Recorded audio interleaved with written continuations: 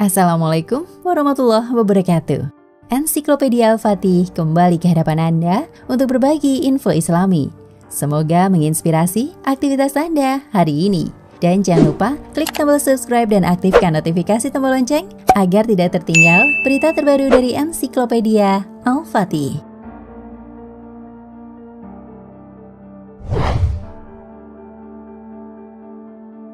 Meskipun di dunia ini sudah ada banyak sekali tambang-tambang emas, namun orang-orang sepertinya belum akan berhenti untuk makin bereksplorasi lagi. Ya, kalau bisa seluruh daratan akan dikeruk untuk mendapatkan emas-emas di dalamnya. Sangat beralasan kenapa manusia bisa begitu terobsesi seperti ini. Iya, emas adalah barang berharga yang tak akan lekang oleh waktu.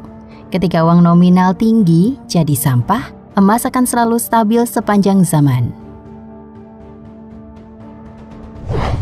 Soal eksplorasi, diramalkan nantinya manusia akan menemukan satu tempat di mana di situ emas-emas bisa diambil dengan sangat mudah dan jumlahnya amat banyak.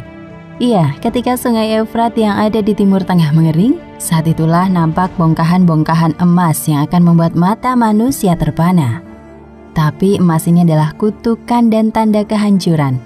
Ia akan diperebutkan banyak orang yang rela saling membantai satu sama lain.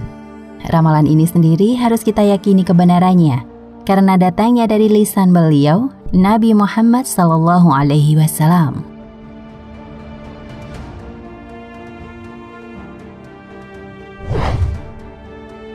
Sungai Efrat diramalkan akan kering.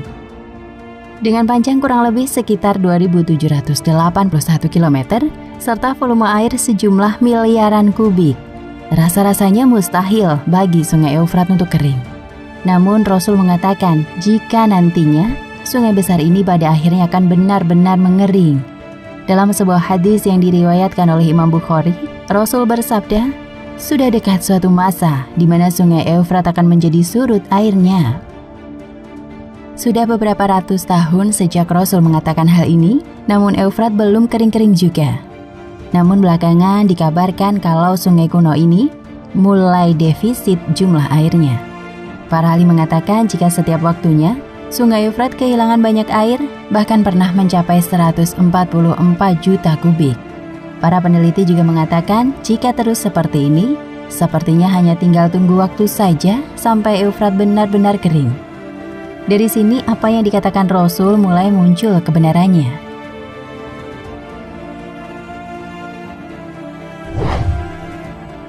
Keringnya sungai Efrat membawa hal besar. Sungai yang kering tentu akan jadi musibah karena ini akan membuat daerah yang dilalui alirannya kering dan mati. Tapi keringnya Efrat ini akan membawa keunikan tersendiri. Iya, masih dari ucapan Rasul, dikabarkan kalau ketika sungai ini kering, maka yang ada di dasarnya adalah gunungan-gunungan emas yang jumlahnya lebih banyak daripada yang bisa kita bayangkan. Sungai Efrat akan menjadi surut airnya, lalu ternampak perbendaharaan daripada emas. Begitu kata Rasul. Tapi munculnya emas ini bukannya membawa kebahagiaan, tetapi sebaliknya. Dunia akan perang untuk memperebutkan apa yang ada di sungai ini. Manusia-manusia yang terobsesi menguasai emas-emas ini akan bertarung sampai mati.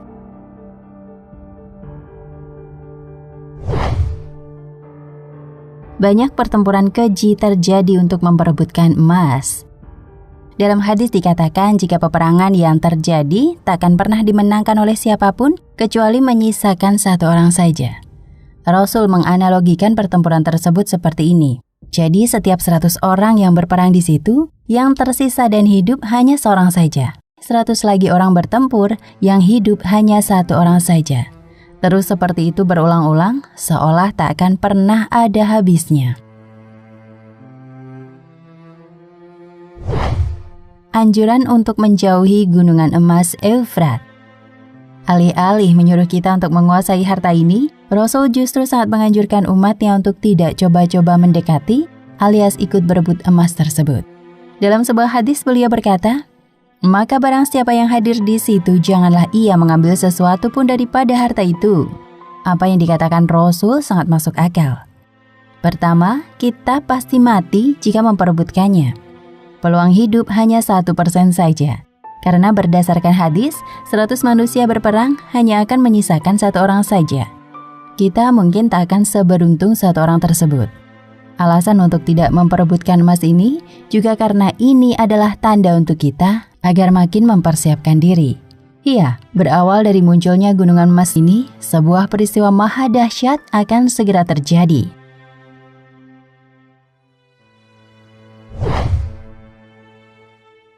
Emas Efrat adalah tanda kiamat kubro. Iya, daripada sibuk mengambil 1 genggam emas di Efrat, lebih baik kita mempersiapkan diri menjadi lebih baik dan lebih beriman lagi.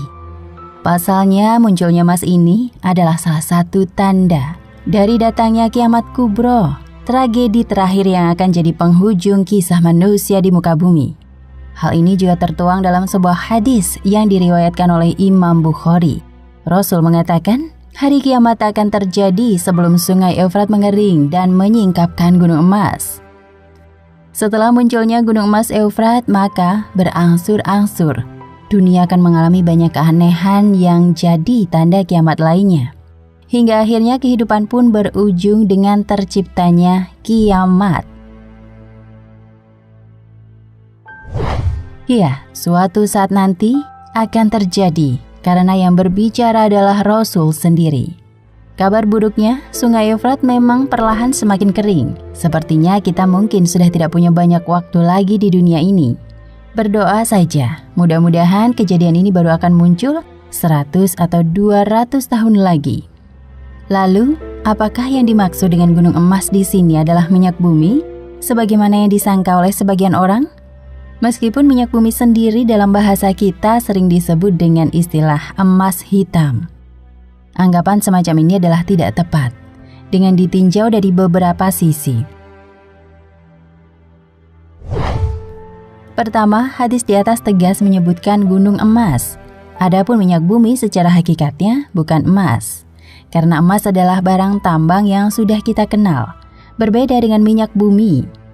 Kedua, Nabi SAW mengabarkan bahwa air sungai Efrat akan mengering, lalu tampaklah atau muncullah gunung emas tersebut, sehingga bisa dilihat oleh manusia. Adapun minyak bumi harus diambil dari dalam bumi dengan alat-alat tambang di kedalaman yang sangat jauh. Ketiga, Nabi SAW mengkhususkan sungai Efrat saja tanpa menyebutkan sungai atau lautan yang lain. Sedangkan minyak bumi, sebagaimana yang kita ketahui, bisa ditambang dari laut atau dari dalam bumi, di tempat-tempat penambangan yang sangat banyak. Keempat, Nabi SAW mengabarkan bahwa manusia akan saling bunuh untuk memperebutkan simpanan ini. Kenyataannya, hal ini tidaklah terjadi ketika ditemukannya cadangan minyak bumi, baik di sungai Efrat ataupun di tempat-tempat lainnya. Bahkan Nabi SAW melarang siapa saja yang melihat kemunculan gunung emas tersebut untuk mengambilnya sedikit pun.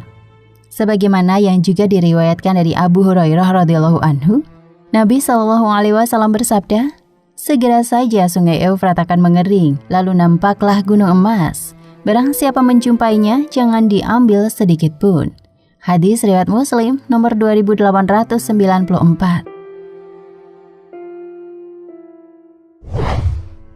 Oleh karena itu, barang siapa yang menganggap bahwa yang dimaksud dengan gunung atau simpanan emas tersebut adalah minyak bumi, konsekuensinya adalah melarang siapapun untuk menambang atau mengambil minyak bumi sebagaimana larangan dalam hadis di atas. Tentu saja, tidak ada satupun yang berani mengatakan demikian. Semua ini adalah bukti bahwa memaknai gunung emas dengan minyak bumi adalah anggapan yang tidak tepat dan mengada-ada. Wallahu a'lam bishawab. Nah, pemirsa Ensiklopedia Al-Fatih, sampai di sini perjumpaan kita kali ini. Semoga menginspirasi.